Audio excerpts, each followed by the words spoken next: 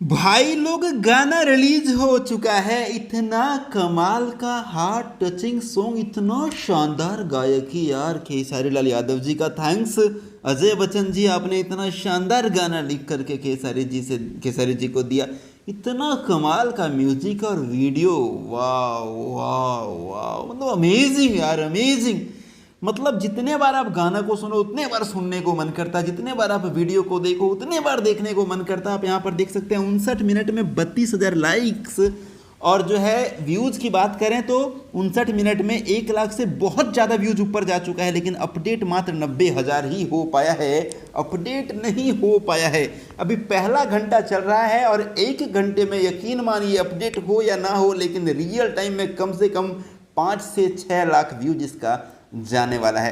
ये वाला जो आप देख रहे हैं ये 59 मिनट का स्क्रीनशॉट है। 1 घंटा स्टार्ट भी हो चुका है। मैं थोड़ा ये वीडियो लेट बना रहा हूँ, अगला वीडियो बनाऊंगा 1 घंटा कंप्लीट होने के बाद। सो आप लोग देखते रहिए, डिस्क्रिप्शन में लिंक है। VYRL भोजपुरी पर आज रिलीज हुआ है। उनके दिल में खेसारी लाल यादव जी का वो वीडियो जो आर्मेनिया में शूट हुआ है, जो सबसे ज़्यादा हाई लेवल है भोजपुरी इंडस्ट्री का। थैंक्स, मैं महेश पांडे, आप लोग देख रहे थे Bollywood entertainment. Love you all, देखते रहिए, गर्दा उड़ाइए।